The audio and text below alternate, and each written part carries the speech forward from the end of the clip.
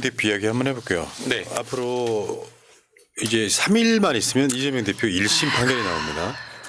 사실 우리 진영분들은 조마조마한데 결론부터 먼저 이야기하면은 무죄가 안 나올 리 없지만 설사 약하게 유죄가 나온다고 해도 아무 의미 없다.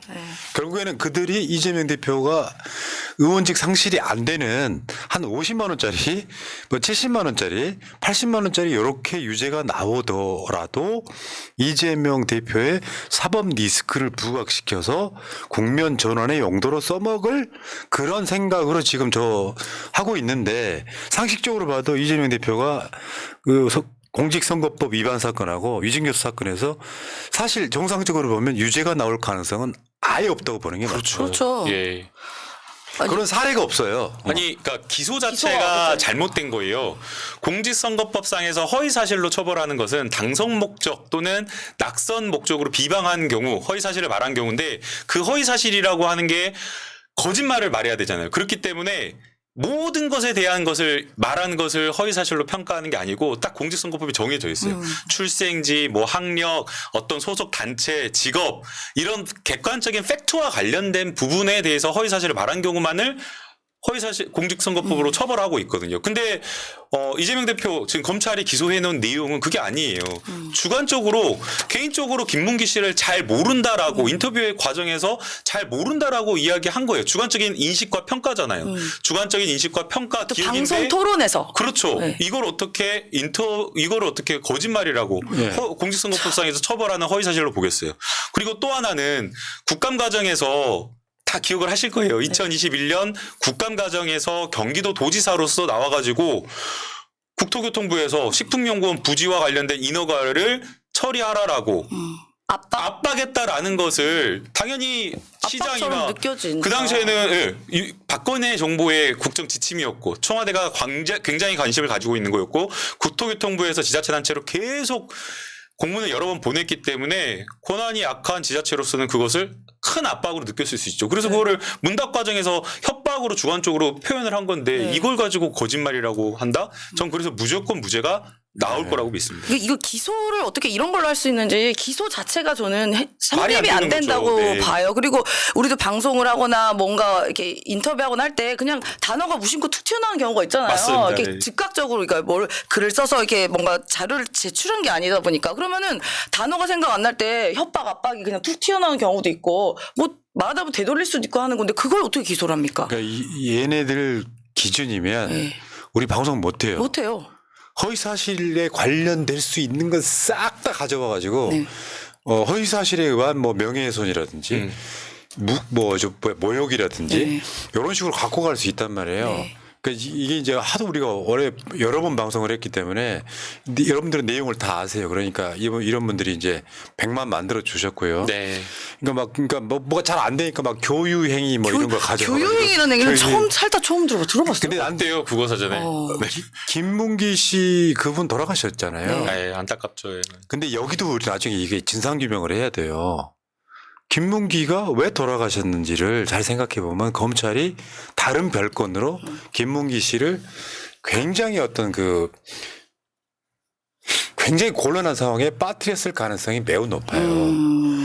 내가 계속 이야기해오지만 누군가가 정치적으로 잘 알지도 못하는 사람을 위해서 죽는다는 건 말이 안 됩니다. 네. 그렇죠. 자기 인생이 끝나는 건데. 네. 저희 한번 생각해 보면요.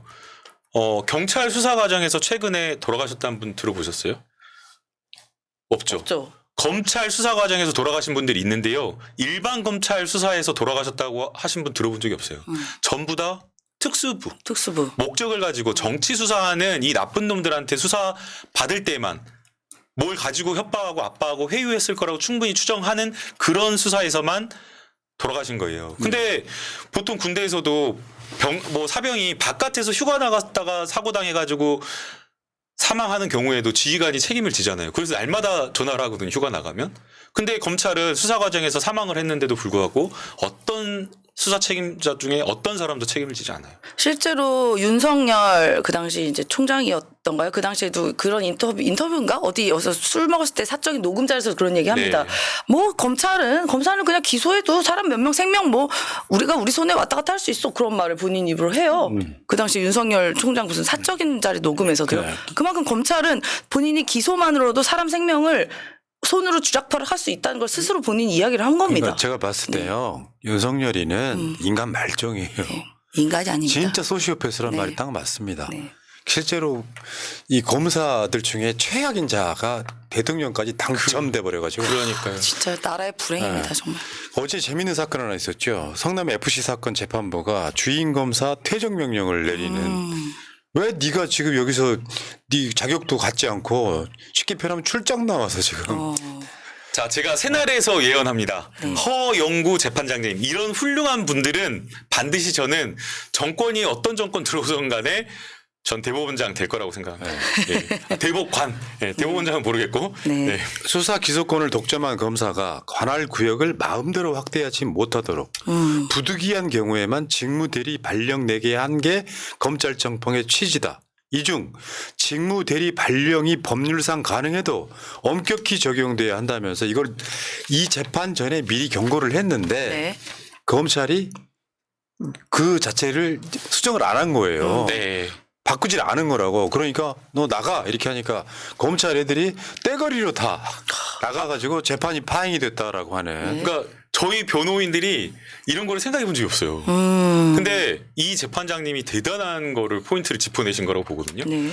공판검사로 참여했던 검사가 부산으로 발령 나 있었는데 서울중앙지검으로 임시적으로 한 달간 직무 대행하는 발령을 받고 그 상태에서 또 일일 직무 대행 발령을 받아가지고 성남지원 재판에 참여하고 있었던 거예요. 근데 이 공판에 참여한다라고 하는 것은 변호사도 그렇고 공판검사도 그렇고 이 소송 적격이라고 해서 소송에 참여할 수 있는 지위가 인정돼야 되거든요. 근데 그 자격이 없는 상태로 왔던 거예요. 그래서 7월부터 그 근거를 제출해라라고 했는데 아무것도 없이 계속해서 버티다가 안 되니까 이제 재판장님이 무효다. 너희 자격 없다. 쫓아내버린 거죠. 보세요. 너무나 시원했습니다. 검찰청법 제5조 검사는 법령에 특별한 규정이 있는 경우를 제외하고는 소속 검찰청의 관할 구역에서 직무를 수행한다. 다만 수사에 필요할 때는 관할 구역이 아닌 곳에서 직무를 수행할 수 있다. 말하자면 부산지검에 있는데 범인이 지금 창원으로 튀었어. 그런 경우에는 가능하지. 직무 자체를 일일 직무대행으로 와서 재판에 하는 게 이거는 그렇게 하면 안 돼요라고 경고를 했는데 안 바뀌니까 퇴장 이렇게 된 건데 이게 지금 정승원 검사예요. 정승원 검사. 여러분들 검사들이 제일 두려워하는 게 그런 거라고 그러죠. 자기 이름이 이름 나오는 거? 국민들한테 악명으로 남는 거 굉장히 어렵다 그러고요.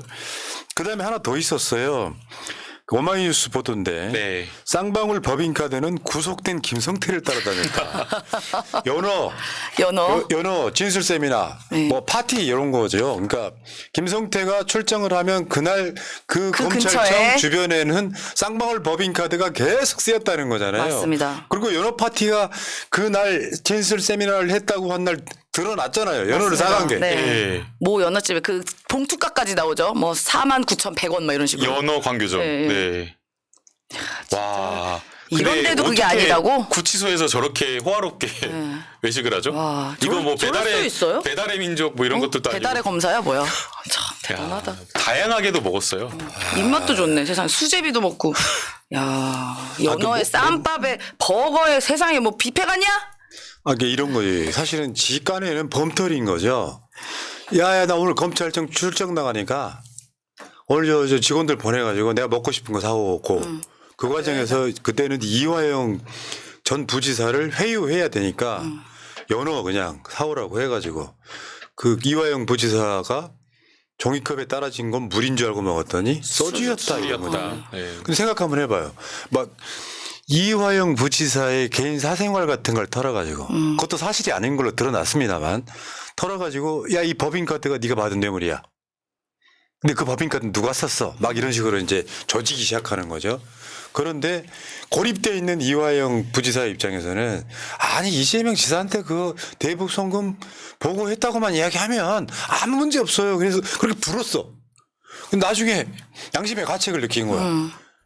그리고 저 그 백정화 씨 사모께서 네. 정신 차려. 이화영 정신 차려 하다 보니 네. 정신이 번쩍 든 거야. 네. 그래서 분 거예요. 그때 회유를 위한 진술 세미나 그 연합 파티가 있었고 네. 그 기분에 그냥 보고했다고 했다. 이걸 엮어서 지금 사건 여기까지 왔잖아요. 네. 그러니까요. 그 과정에 이제 앞에 그 표지가리도 했었고 실제로 근데 이화영 그 당시 부지사가 알리바이 만들기 위해서 실제로 이재명 대표가 멀리서 출장 간 날을 보고했다는 식으로 알리바이 만들어 놨죠. 뭐 이런 과정이 있었습니다, 사실은요. 네. 1심 이화영 지사님 1심 사건에서는 이런 진술 세미나가 공판 과정에서 제대로 다퉈지지 않았어요. 사실 이 문제는 진술의 신빙성을 매우 의심하게 해야 되는 진술이 고의성이 있고 거짓말이다 오염됐다라고 의심할 만한 정황인데 공판 과정 마지막 한 달 남겨놓고 그냥 이렇게 까지듯이 언론을 통해서 나오다 보니까 실제 재판에서 이거를 중요하게 못 다뤘거든요. 네. 근데 그리고 이제 이화영 부지사님도 마음을 그때 마지막 공판기 거의 끝날 때쯤 마음이 왔다 갔다 해가지고 사실 이걸 심하게 다투지 못했던 상황이었어요. 근데 항소심에서는 이거를 세게 다투고 있고 그래서 그 세게 다투는 과정에서 실제 그거를 뒷받침할 수 있는 법인카드까지 지금 다 나오고 있는 영수증. 상황이잖아요. 예, 예, 그래서 예. 저는 항소심에서는 일부 재판 결과가 상당히 달라질 수 있다라고 좀 전망을 하고 있습니다. 그러니까 우리나라 검찰은요. 정말로 우리가 정권을 바꿔두면요. 제일 먼저 딱 1순위 검찰부터 바꿔야 해체. 돼요. 네. 기소청으로 만들어야 된다. 그러니까 해체라는 표현보다는 수사권만 뺏으면 됩니다. 네. 수사권 뺏으면 돼요. 그래서 저 아까 그 검사 이런 애들 일일 뭐 이렇게 나오면 있잖아요.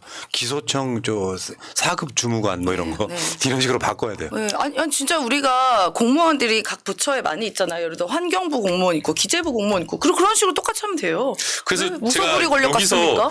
선배님께 아마 궁금해서 여쭤보고 싶은 게 항상 정권이 바뀌면 검찰 권력을 국정 운영에 어떻게 보면 도구 수단으로 썼어요. 그러면 다음 정권 이재명 정권이 들어왔을 때 이 적폐 수사 또 해야 될 게 너무나 많이 쌓여 있잖아요. 그 특검을 하면 돼. 그 과정에서 또 검찰을 이용할까 걱정이 되거든요. 그래서 사실은 개혁의 시기를 놓쳐버린 경우가 많았잖아요. 예. 다양한 그 방법을 이야기는 고민을 조금 해봐야죠. 바꾸고 합시다. 네, 일단 끌어내립시다. 그 딜레마가 있어서 예. 아, 그러니까 그거를 슬기롭게 저는 해결해야 된다고 봅니다. 이게 예. 우리가 살면서 이런 검찰이 사실상 처음입니다.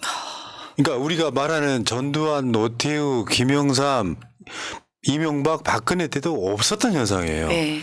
최소한 그 전에 검찰들은요 국민 무서운 게 있어서 맞습니다. 공정한 척이라도 했단 말이죠. 네, 눈치라도 봤죠. 그게 안 되는 정권이라서 딱 그런 거 아니에요? 초등학생 같은 거 아니야? 우리 대장이 간 먹었어. 우리 마음대로 해도 돼. 이거 아니에요?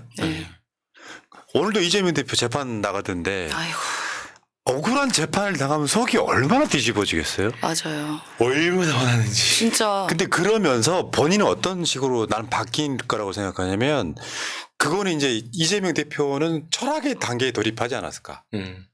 보통 이제 일반 정치인이었던 행정청재 이재명이 모든 학문의 위에 있다고 하는 철학적 사유를 하게 되는 단계에 들어섰다고 봐요. 안 그러면 분해서 못 산다고. 그러니까 도인이 되셨어요. 도인 이제 제가 8개 고발된 거 조사도 없이 다 무혐의 받았잖아요. 근데 별건으로 특수 사건 배당해가지고 재산 신고 그거를 허위로 했다고 위계에 의한 공무집행 방해로 기소당하니까 너무 화가 나는 거야. 돈 수천만 원 깨져요. 변호사 비용으로. 제가 변호사지만 변호사를 지금까지 선임 안 했는데 재판 가니까 또 선임을 해야 되고 그다음에 이거 시간 깨지고 시간 쓰이고 그다음에 명예회복은 하나도 안 되고 무혐의 처분난 거는 보도를 안 해요. 굿모닝 충청만 보도를 하고 아예 보도를 안 하는 거예요. 그렇죠. 그때 뭐 그 사건 뭐 코인 그거는 수만 대서 난리, 따라다니면서 난리를 난리 몇 무슨 달 동안 어디 휴게소 간 것도 보도하고 난 휴게소 간 게 왜 보고 24시간 뭐 중대 비리를 저지른 것 비자금 만든 것처럼 아니 무슨 뭐 살인범이야? 난 휴게소 가 있는 게 왜 그게 보도가 되나 황당해가지고 진짜. 그 이번 명태균 게이트에서 이재명 대표에 대한 얘기가 나옵니다. 네. 윤석열 캠프에서 이재명 후보를 악마화하는 작업을 했었다. 아마 그게 곧 발표가 될 것 같아요. 네. 그러니까 악마화란 말은 윤석열이 기자회견에서 자기 부인 자기 부인을 악마화라는 악마. 이야기를 썼잖아요. 악마 아니야 근데? 그러니까 사실 솔직히 말씀드리면은 이재명 대표한테 대통령 되는 데 있어 갖고 어차피 안 찍을 사람들이 이재명 대표를 악마화하는 건 대선에 큰 변수가 안 되고 있어요. 왜? 이재명 대표가 진짜로 죄를 저질렀다고 생각하면 총선 못 이겼어요. 사람들은 윤석열 정권의 수사가 이재명 대표를 억울하게 엮으려고 하는 정치 수사였다는 걸 알고 있기 때문에 민주당을 찍어서 역대 최고의 압승을 걷게, 그러니까 압승을 하게끔 만들어 준 거지 않습니까? 네. 근데 윤석열 캠프에서 이재명 악마화라고 하는 작업 속에는 이런 게 있어요. 여러분들 그 인터넷 커뮤니티 같은 데 가시면 나는 이재명이 싫다 하는 애들이 가끔씩 있어. 네. 많지는 않아 요즘에는. 그 중에 대표적인 게 이런 거잖아요. 형수한테 욕설했다. 언제적 얘기입니까 그것도? 아, 근데 그 내용도 들어가 보면 대개 사람들은 들으려고도 안 해. 이재명은 형수한테 욕설했다. 악마인 거예요. 네. 근데 실제로 보면 미담이야. 그렇죠. 알고 보면 미담이라고. 네. 정말 효도하는 아들이 자기 형이 동생 성남시장을 팔아가지고 여기저기 이권 개입하니까 안 만나줬어. 안 만나주니까 전화해도 피하고 그러니까 엄마를 찾아와서 엄마를 폭행하는 지경까지 이르렀어. 네. 그리고 술 처먹고 집에 가 자.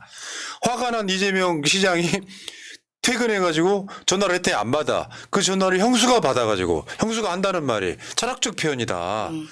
엄마한테 이재명 시장의 형 이재선 씨가 한 쌍욕을 자기 형수한테 뭐 내가 나오는 어쩌고저쩌고 막 그 거기 찢어 뭐 좀 이야기를 해도 되냐고 물어보는 하면 거야. 되겠냐? 되겠냐고 그런 식으로 물어봤던 되겠냐? 거예요. 그러니까 형님이 돌려준 그렇죠. 거죠. 형님이 한 것을 네. 그대로 말을 돌려준 거죠. 거죠. 이렇게 하면 안 네, 된다고. 네. 그런 네. 식의 말을 되겠냐? 그러니까 욕을 안 할 수는 있죠. 근데 있잖아요. 나는 그런 점이 더 인간적으로 보이는 거예요. 원래 사이가 나빠지는 과정이 있었겠죠. 그런데 자기 엄마를 패는데 오히려 형수가 더 그렇게 작동했다고 봐요. 형이 하지 않은 말을 형이 자기 남편을 그러니까 형수가 자기 남편을 쉴드치기 위해서 엄마한테 한 쌍욕을 철학적 표현이라고 이야기하면 이재명 시장 입장에서는 여기 엄청 열받을 거 아니에요. 당연하죠. 그게 어떻게 근데 그런 상황에서 뭐 아까 댓글창에 솔직히 미담은 아니다라고 이야기하는데요. 입장 바꿔 생각해 보시자고요. 이미 엄마와 멀어진 형과 형수가 엄마를 친엄마를 폭행하고 쌍욕을 했다면 거기서 욕이 안 나가는 건요.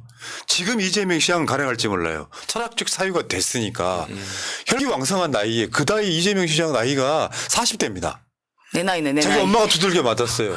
그런 상황에 형이 엄마한테 했던 이야기를 그대로 돌려주면서 이렇게 해도 되겠냐라고 물어보는 걸 딱 잘라가지고 형수한테 욕설했다. 저희가 아무리 짜증기지, 짜증. 그러잖아요. 저희가 아무리 힘이 없고 아무리 뭐 해도 일진이 뭐 부모님 욕을 한다. 가만 안 그러면은 있습니다. 눈이 네, 뒤집힌다 눈이 그러잖아요. 뒤집히죠. 네. 아무리 힘이 약한 사람이라고 하더라도 자식과 그런- 부모 욕한 거 가만 못 그러니까요. 있습니다. 그런 네.